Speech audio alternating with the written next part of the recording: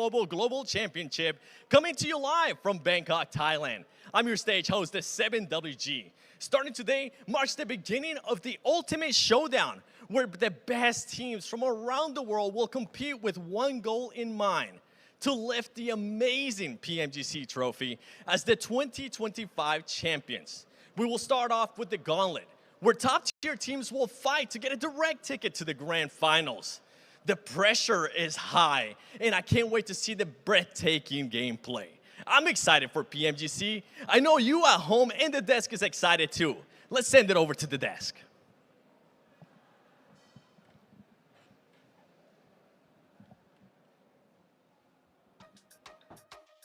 This is it. The world's sharpest aims, smartest minds, and strongest teams all are here in the arena, hoping to secure one of the 7 slots that'll take them directly to the grand finals. I'm your host, Pmgc, and right next to me, I got 2 of the best analysts in the business, Maxman and Neptura. Max, how are you feeling today? I'm feeling fantastic, Hot Juke. So good to have you back here for PMGC once again. And yeah, the best of the best is here once more for PMGC 2025. And we'll see who's going to be taking that trophy away from D+. If not, maybe D+ will take it home once again. We'll have to wait and see. Hey, I'm so stoked for that. And, you know, speaking of stoked, Neptura, this is your first time here on the big desk. How are you feeling? I'm so excited to be here, Jukes. Let's go. PMGC back at it once again. It is time. I'm here. I'm so excited. I can't wait. Oh, me neither. For all you guys that are just tuning in here, haven't seen all the social media, this is the gauntlet stage, baby. We got a whole new format, which we're about to get into. Max, man, I'm going to have you break down the schedule. But, man, I'm telling you what, this is insane. This group is ridiculous, bro. I mean, yeah, this stage is the toughest. All the best teams from the full season in their respective PMSLs or regional tournaments is going to be playing in the gauntlet for the next 3 days. And of course, for the gauntlet stage here, we know you need to be in the top 7 if you want to advance into the grand finals, because otherwise you're not in top 7. Neptura, group green, group red, you're going to be put into groups where you could be eliminated. So if possible, you want to avoid going in the group stage. No, 100%, right? Because that is where you start to get eliminated. The gauntlet stage is going to be a little bit more relaxed. Yes, you've got that opportunity, that top 7 to go straight to finals, but the group stage, and this is where it gets really tough, because only 4th to 11th of each group, this is where it starts to get to have a lot of pressure for these teams, because because group stage in your respective groups, you have to be top 3 out of 16 teams in group green or group red, and then in last chance you have to be top 2. It is going to be incredibly trial and tested point system. It's back, it's the same, and we love it. It's the same, but we got that $3 million prize pool. Are you kidding me? For downloading a mobile game that you could play for free, man. This is so awesome. I always love to see just how crazy this is. And, you know, you guys are so right. I mean, we got 7 slots available here in the gauntlet, and there is a lot of monster squads looking to get those instantly. Because I'm going to be real, you know, when looking at this roster with how stacked it is, I think there's a lot of these teams that it's pretty much do or die at this point. Like, they have to be able to get that slot to the grand finals here and now. Otherwise, it's going to be a big problem, Max. One team, though, I know that we're going to have a whole lot of confidence in, right? It's got to be Alpha Gaming, right? I mean, Zol, he's won this back in 2023, right, Max? Yeah, I mean, he's an absolute OG. And look, if you don't have APG on your radar, we're not looking at the same esports, okay? Let me be very clear with you right now. We are not paying attention to the same level. Doc, Zyol, Top, Reefus, East even on the team right now going to be playing. Of course, I do believe Reefus is going to keep on playing here, Neptura, because the guy put on an absolute just destruction fest going forward in PMWC. He was putting everyone down, and I feel like it is great to see him hopefully play moving forward in PMGC, because the guy deserves his slot. And will Doc stick with his team?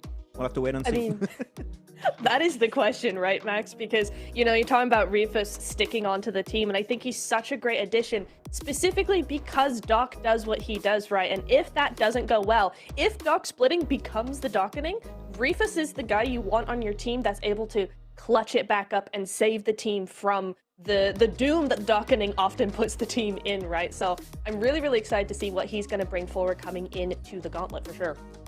Oh, yes, indeed. You can see right now, these are today's matches. We're starting off with Rondo. That's right. If you haven't heard, Rondo is now in the mix. no more Sandhawk. So a little bit of a rip in the chat for Sandhawk. But Rondo is here. And for those of you guys that don't know, those recall towers. The idea that we have recalls in one map in Rondo, and Rondo is the one that we want here, and that's how you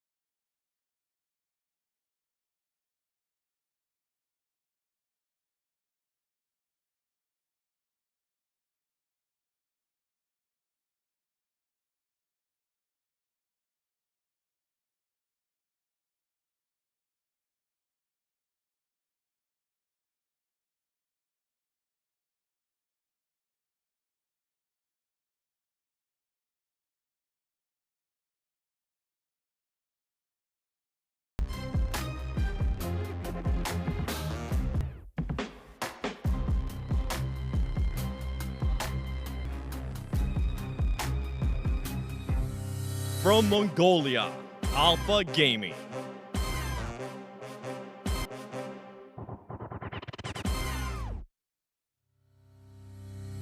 Are the elite squads that will be battling across 3 days in the Gauntlet. Day 1 of the 2025 PUBG Mobile Global Championship, the Gauntlet, starts now.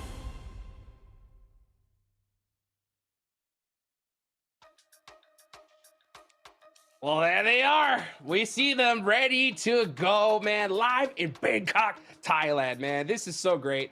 We talked a little bit about some of the squads that we got looking at right here, right? One thing in particular that I think that is so awesome here about PMGC 2025 is there's a particular region that we haven't seen in such a long time, right? And that is India, baby. They are back, right? We got Orangutan joining the field. Neptura, I know this is a team you really got your eyes on.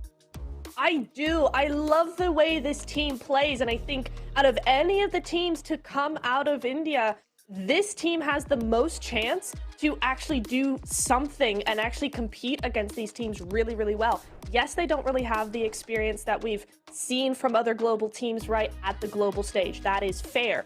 But the way they play, they're mobile, they're opportunistic, they split, they use their vehicles to get any information, they third party as much as possible, they regroup really quickly. Like, this is a team that is very smart, and I think when you have that kind of skill level to pair with that, this is exactly what you need. This is all the elements of what you need in a team that will compete against global teams effectively.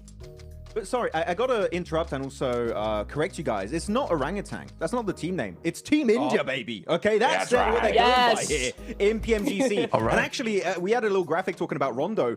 As we go into Rondo, Mian7 had a video a few days ago talking about what they could really do. I would actually really like to see a hot drop coming out from Orangutan on APG, doing the typical 3-1 splits on Rondo. That would be such a good strat and a good way for them to kick off PMGC possibly.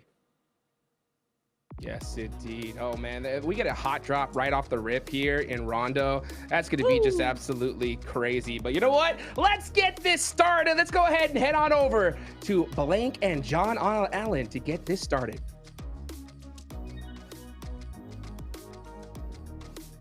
We're ready to go. That's right. You know, I'll get that. I'll get that sorted for him. So he is right retrospectively. But we are thrilled as ever to be back here at the PMGC, ready to ramp up towards the finals later on over in December. It is all to play for, and the Gauntlet Blank is the place to do it. Absolutely. I mean, it's a very, very good opportunity to get whatever you want going into the finals, right? You get a lot of points here in terms of, well, not points, but if you get a lot of points here, you have a fantastic chance to get in. And even if you don't make it through Gauntlet, you get even more chances in the future to get towards those finals. So it is a perfect opportunity. We're starting things off here over on Rondo. I'm sure some of you may have seen this map previously over on some of our other PMSLs, but if this is first time tuning in, we do have a new map in. It is this one. It has the recall system that the guys on the desk were talking about, and the one gal, of course, which allows teams to get back into the match should they get knocked and flushed. It's an interesting mechanic. It does make it quite chaotic at times. Absolutely. If you're wondering, where can I find these recall beacons? Well, it's the handy green hearts all over the map. They'll be visible on the mini-map as well, but it looks like we're already in for a fast start here. R8 dropping down with Alpha 7 over on the northwest side. Blank, it looks like Alpha 7, though, they've already taken a knock and a flush. But remember, the recall beacons exist, so it's not all done and dusted for the player from Alpha 7. As a second falls as well, I think it's time to turn tail and get on out of there. I think they actually do already have an outpost ready to res. Fine, should be okay. I think that when you look at this over on Rondo as well, what you typically see, decent nade to start off with too, and 97 looks to move up. Ida, sorry. Memori. Dangerous though. Secure has a shotgun. Oh, he's only got 2 more rounds though. One, no, we can't find it. The AKM in the back pocket though, and the swap out is good for the turn of the spray, but the vents don't keep him safe. A couple more breathing holes than he would like there, and get slashed to bits in the end. R8 able to get a lot of points in the meantime, Blank. We've got another hot drop going on between Virtus Pro and Ulf. Is that a full squad wipe, or is that just the flushes coming through? I think it was just the flushes. It's scrappy. It always is really scrappy at the start here as well. Marfanning Revo, as Alpha 7 look to get back into the mix here, in fact, after that double knock occurred upstairs. Squeeze out underneath. GS9. Pretty decent submachine gun exclusive to Rondo. Murray's looking for the parachutes. Not seeing any just yet. Alpha 7 back up to 3 now. Again, as I was saying before, the typical strategy is to send 3 in towards a location you want to control. You have 1 outpost sent over towards the recall beacon. Ooh, what's the battle of the M249s? Plenty of lead being thrown either way. Not too much connecting, though, but in the end, it was Marso to win that little duel there. You can see we've already got a lot of elims on the cards, Blank, but only 2 people are currently flushed. Make that 3 now. But look at the number of elims. We're already up to 11 elims found, and only 1 player has gone down. Orangutan have lost 1, and it looks like R8 and Alpha 7 aren't done just yet either. R8's actually profiting quite a lot off of this, actually. 5 points already on the game. It's very fantastic. Korea off in the distance, Obscures having to send away now. And R8 may just get 6 points from Alpha 7 total, which is a little bit weird considering they're a 4-man squad. But for R8, fantastic stuff. I think this is the first time I've seen a team get more than 4 points on a hot drop. Yeah, certainly in Rondo. I'm talking about the Rondo recall system, but because we've hypothesized, you know, what's the maximum number of points you can get from one team. It looks like all right, you're trying to set that record right now. Goodness me. Okay, if you get 6 or 7 points from a single team, I mean they're called Alpha 7, right? Maybe that's because they're worth 7 points. Yeah, we'll take 7 off them. That's 6 elims total. But also that indicates that Alpha 7 has lost the fight twice, which is not great for the prospects of Alpha 7 going forward. I mean, losing to R8 as well, in the past, that might have seemed as like a big upset, but I think R8's actually improved a lot over the years. Most of those players are veterans now of the game. They've been playing a very, very long time. I think they're all very good. There's some small changes here and there. But yeah, I think Marth's always been a bit of an underestimated player, and he's consistently been getting better. Ida also has just always been a strong suitor on that team. So considering their uptick in their trend. Get towards the top of the gauntlet. Alpha Gaming starting to make their move from Yulin down towards that southeast side. Crashing into the rocks there. Zhol, not going to go any further. Maybe handle this one. Man, APG's got brightness on maximum there. Like he was gazing into the sun. The screen was illuminating half the stage.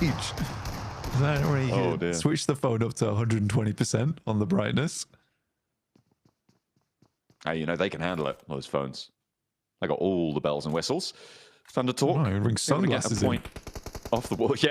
Yeah, I don't think they put sunglasses on your face. I think they're just short of that feature. But everything else, they pretty much got it on lock. Mad Balls crashing in, and Kara, Tulika spots one of them. And also has to crawl back upstairs. Remember, the recall beacon's still active, still accessible potentially, although it's going to get harder in the middle of the circle, which is where we find ourselves right now, Blank. It is going to be a little bit more difficult to find those recall beacons. So losing a player here is a little bit more terminal than perhaps losing a player further towards the outside. It does get a little bit tougher. That's the sacrifice you have to make, right? If you want center, likely you're not getting a second chance here. Certainly possible to make happen, but by the time you start heading center, a lot of teams start to gatekeep on these recall beacons, which is something that's happening a lot more frequently. And I do think that this initial stint of eliminations, of aggression, does start to die down a little bit as teams head on over towards that early game, that mid game. I'd say that probably kicks in around about 12, 13 minutes here on Rondo, but it can kick in a lot later, as we've seen in previous PMSLs where things get really dicey the entire time. The question is whether it's really worth it or not. And I think teams haven't quite figured that part out yet. I think there's still decisions to be made whether to send 3 in, get some points here and there, and just send 1 out towards the center of the circle. There's decisions from certain teams. I mean, Papua Supermassive did this where they actually profited quite a lot off of Rondo individually by playing a 4-man all the way through to the end game. They never really participated in those early fights, but they were still getting a lot of big points, because by the time they got towards 18 minutes where they were stacked, they were looted, they were ready to roam around as 4, there was still around 50 players in the lobby. So you still have a lot of time to pick up those points. Absolutely. Right now, I'm looking on the map at Regnum blank in the middle. And they are on a 2-2 split, currently looking at 2 recall beacons, and one of them just went up massively in value. I'm expecting that they've regrouped to the east now.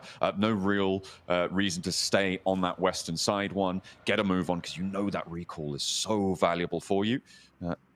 Kaya wants to keep that one under control. Alpha 7 still has 2, by the way, in the northwest side. And they are now near Virtus Pro. R8, they feel like, you know what, 6 points is enough. We'll crack on, lads. See you guys later. You'll stick around as 2 in the blue. I mean, for Alpha 7, that second fight was really poor. The vision was that after that double knock, they were going to try and clear up the fight from there for R8 and deal with them. Unfortunately, there was a quick response from their side, and suddenly Alpha 7's plans get massively cut to shreds. Now they're sat on the outside edge, trying to move in. Real difficult maneuver now to make. I mean, they're passing through VP as well, and they sort of have to make a straight shot towards the circle if they want to catch a recall beacon in time and still have a chance to get some loot on board before you're transitioning towards those late game fights. I think it's tough for Alpha 7. I don't think that this initial match is going to go all that well for them whatsoever. Good shot from CEO over towards Solus. Real quick put down from him.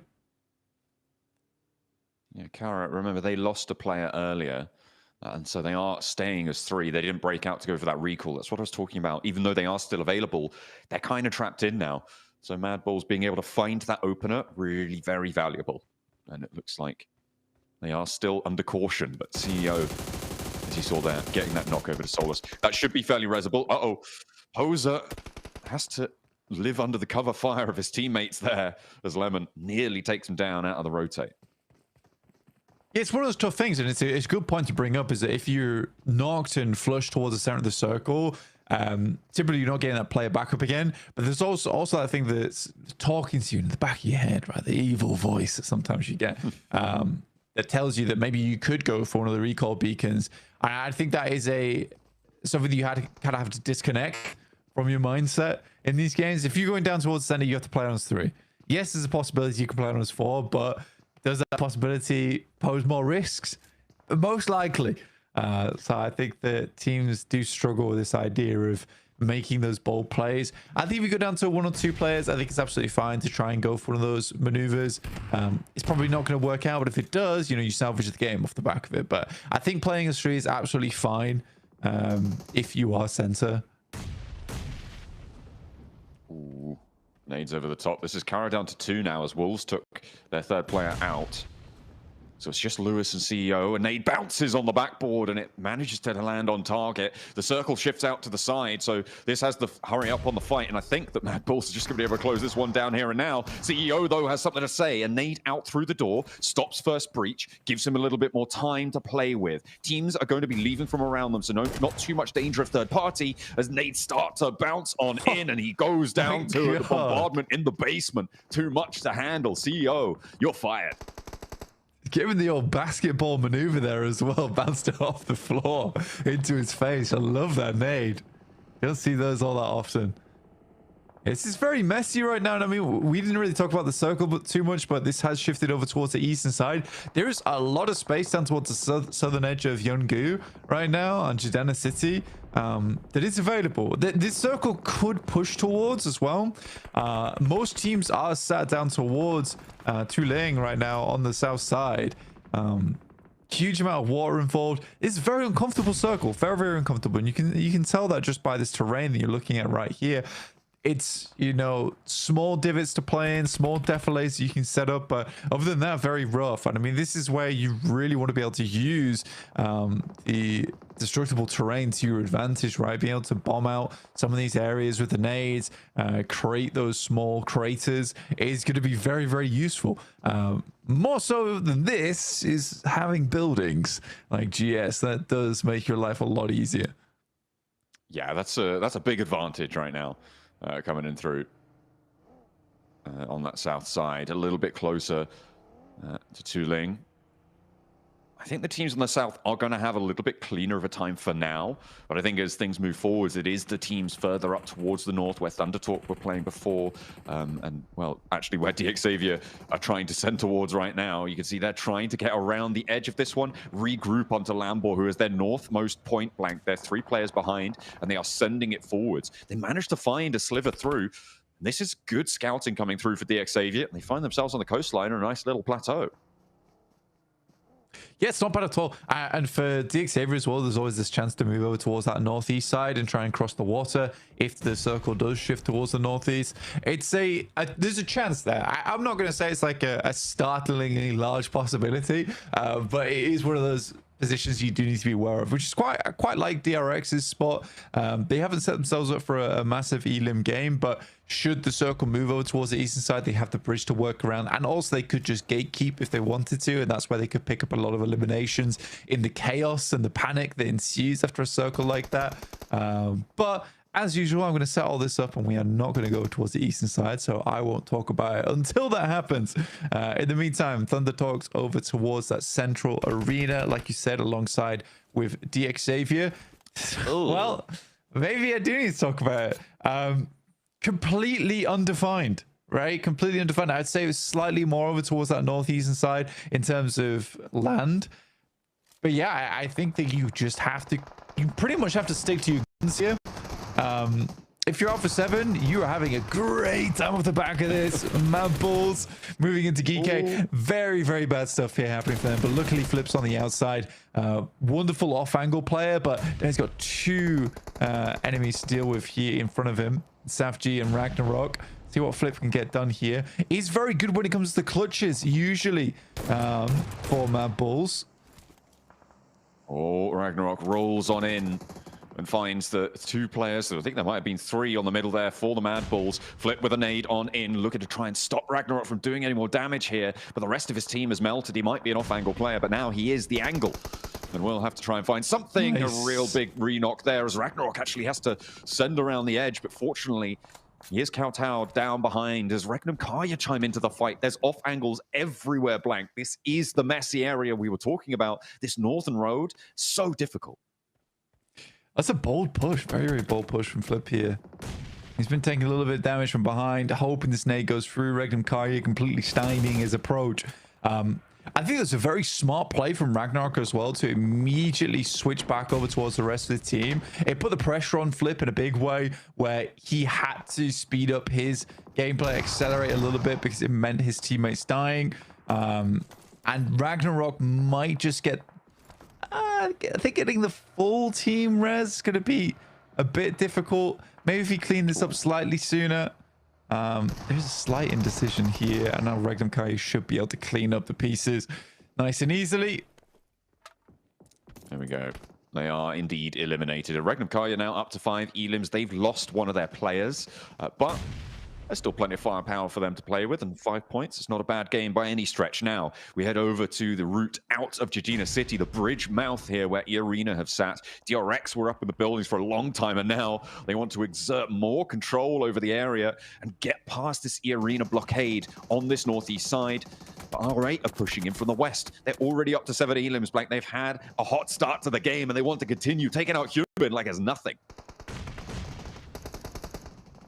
Hongbin going down is pretty problematic. I mean, Hyunbin's probably one of DRX's better players as well. So him going out early there is pretty tough. Soaz now has a very, very big task ahead of him. But I would say that, you know, probably second best on the team here for the squad. Is able to take out 1, making this into a 3v3 versus RA. Now, RA could continue the warpath here since taking down the Brazilian squad in Alpha 7. Look to push out now. There is enemies all around, though. Ooh, giving them the quick start steps, but it's not going to phase them at all. All right, have been through the ringer already, and they know the tricks of the trade. They'll move up to the north side now because Arena are struggling against one. They're getting mashed up across the road. What on earth just happened over there? All right, the major profit makers, though, on this engagement on the south side with IQ over the horizon, they continue to push up north. Yeah, I mean, disgusting Molotov going through from QXE. He's able to find a lot of damage. Luckily, Prestige is able to move around the side, get the backstab, but he was putting up a valiant fight. Well, I don't know what to say here. This is such an evil circle to start off the day. In fact, just to start off PMGC in general. And Alpha 7 get incredibly lucky with this one.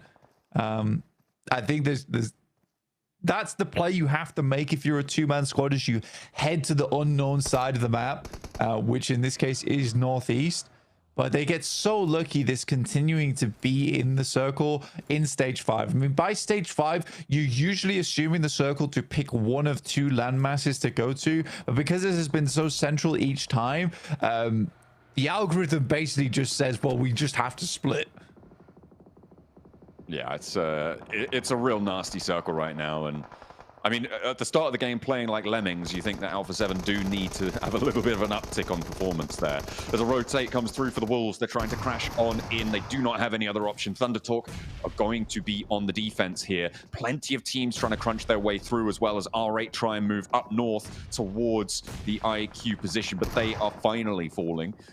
With 12 elims, though, they've already had a banger of a game. A nade onto the outside leaves just the one player now. Baton for Wolves alive up on the wall, dancing around, trying to find an opening, but it's not being presented. ThunderTalk playing solid, stalwart on their defense, and there's nothing doing. Now he's at long range with the shotgun, and he's got to keep the lead pouring out, but it's not going to be enough to get all three.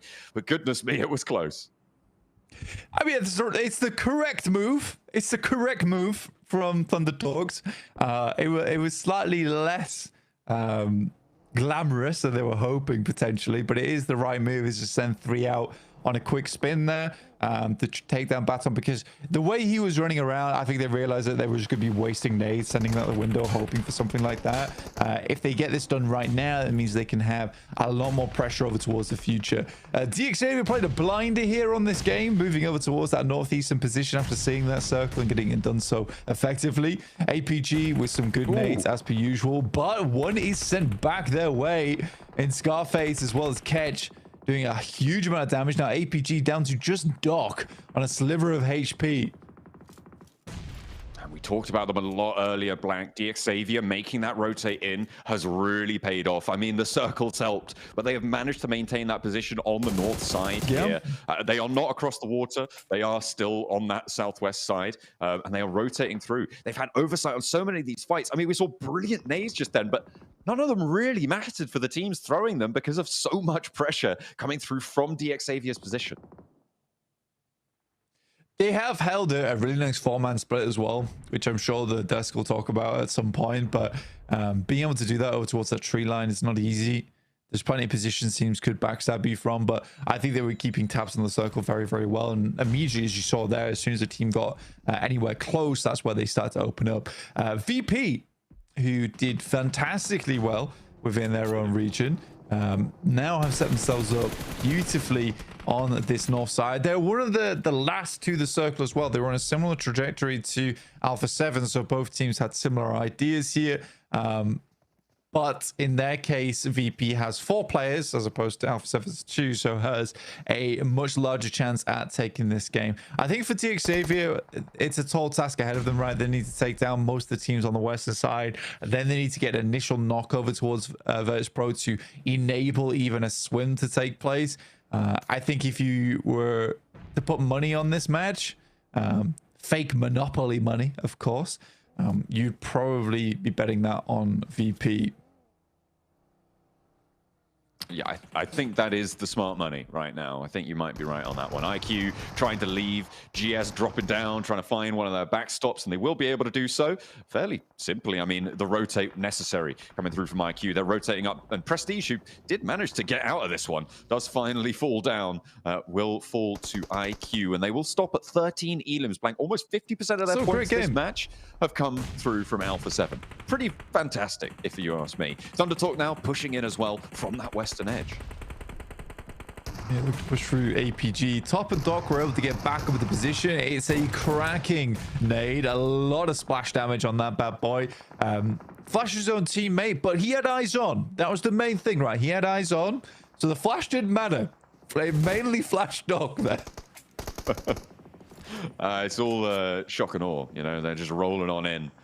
Big bang, big boom. They know where the player is. Throw the stun grenade. If you're both flashed and only one of you knows where the other one is, that's an easy win. Hey, Alpha 7. They've managed to find some divots very early across the way. Talked about them before. And now here we are, with them being given a massive amount of circle luck to keep themselves in this one. Wow, what a lob from Parajun. Very, very long on the nade there.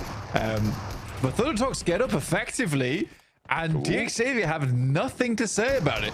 7 elims so far for the Thunder Talks, and overall I would say the team play is phenomenal this game. I've been very impressed with maybe not the mechanical skill, but the decision making overall has been very, very good from Thunder Talks. Xavier with 2 players now holding off against 3, but it's Lamball to fall, leaving just Nate T left. He is closer to the water, and Thunder Talk do need to move on in, move a little bit closer here as the nades continue to roll on out. This is a bit more of a difficult push now. Virtus.pro may have oversight to some of these side angles that Thunder Talk are going to want to use to approach this situation, so it could be a little bit harder. That deployable cover as well, airdropping on in, giving them that concrete barrier, keeping them safe. But Alpha 7, they're still alive, by the way, and they've taken down DXavier. That's an annoying one for Thunder Talks. I think they were just about to get that knock as well. But Alpha 7 salvaging this game as best as possible. I think that was only doable through this. What on earth? Yeah, this is rude. It's very rude. Thunder Talks might win this game. I might be wrong. I think for Virtus.pro, I mean, all things considered, this absolutely made sense for Virtus.pro to win this game. And I think that I would be lying to myself to say that I made a mistake that I don't think I did. I think it's just a case of the circles messing with us all right now. But for Thunder Talks, I'm going to go ahead and say that I think that just off the back of this game, there's been multiple moments where I thought that the team play is very, very good, which is usually something that is quite present in Chinese teams anyway, is that their team play is very, very good, but they're backing up with very, very quick maneuvers. So I quite like this from Thunder Talks. Virtus.pro immediately know they need to move across. I don't like that Thunder Talks aren't holding the water aggressively here, and I think that they're worried to go too far forward and expose themselves to angles from Alpha 7. But that does get Malai as well as Milky Way up with the 2 backstops in Aragon as well as Voston just watching their approach. Very well done. Very, very well done. Yeah, I think this is really well played by Virtus.pro, and I think you're right on that. Alpha 7 off angle suppressing Thunder Talk on the south, on the western side. Just a note on the circle on the minimap, it's slightly offset from where than this, so it is actually centered up into the wall. It's really nasty. It's really nasty to everyone involved here. And I mean, Alpha 7, they might also have a chance in this one, Blank, which is crazy. Yeah, as teams There's a start to difficult rotate out for them, so that's definitely the outside chance. I mean, teams are brutal. I think you'd be okay saying that Alpha 7 has a chance in this game, because I am kind of concerned that there's a case where this game is all down to chance now on this next circle shift. It'll be the last one of the game. We'll see where it goes. If it goes down towards the southwest, people are looking fairly happy, but I can't quite tell where that is on the mini map. I'm waiting for the map feed to update here, but that does head back over towards Voston. But India getting themselves at least top 4 to start things off with. But a cop has been discovered by a detective in King.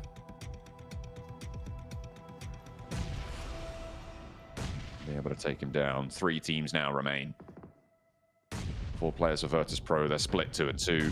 A nade here could be dangerous. Could cause themselves to bleed out a little bit further, but this is the time that Virtus Pro are going to use to flex out. They're really needed to control Alpha 7 here, and Thunder Talk can't take shots over towards their backstop with these front 2 playing it. Virtus Pro playing on a knife's edge right now, but it's working. And a nade over the top, over towards Xing. Milky Way might drop down into the path of the nade, but the work has already been done. AJ getting taken down to the last player to stand for them, and the players across the way, Carrillo is chiming in too. That's so Thunder dumb. Talk up against the wall, and Virtus Pro have played this masterfully. I mean, you might have a 2v2 here, though, between Alpha 7 and Virtus Pro going over towards that end game, depending on how AJ plays out these final moments. A lot of indecision there coming through from Thunder Talks. And there you go. That's exactly what I was talking about. Aragon now has to hit the deck. There is shots from the sideline. Obscure has to be clean with this one. He is not. And Malloy is providing support. Carrillo with it all down to him now in these final moments. And he will not be able to meet the mark.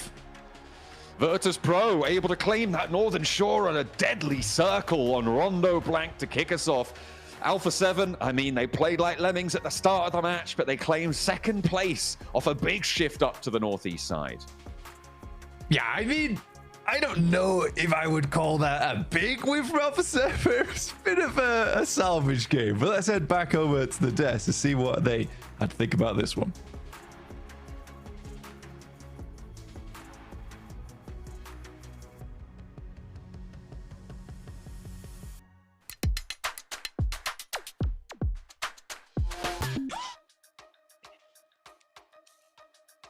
Man, what a tough game there for Virtus Pro and Alpha 7, huh? I mean, that was a very difficult rotation. It's so ridiculous. Rondo, there's only the tiniest little bit of water, and it just so happens to land on majority of water here. Hey, it's PUBG circles, Max, man. What else can we expect, right? Yeah, like Rondo, there's just a little river. There's no way it's going to come into play, right? Yeah. Right? And it does, like, it's genuinely so impactful in the later stages of this game. And it keeps shifting to the east every single circle shift. I don't know what the hell was happening. Alpha 7 and Virtus Pro, of course, congrats on the amazing game. You guys got a little bit lucky with the circle there. And you know what? They made the most out of it, Hot Jukes. That's what you want to see. And Virtus Pro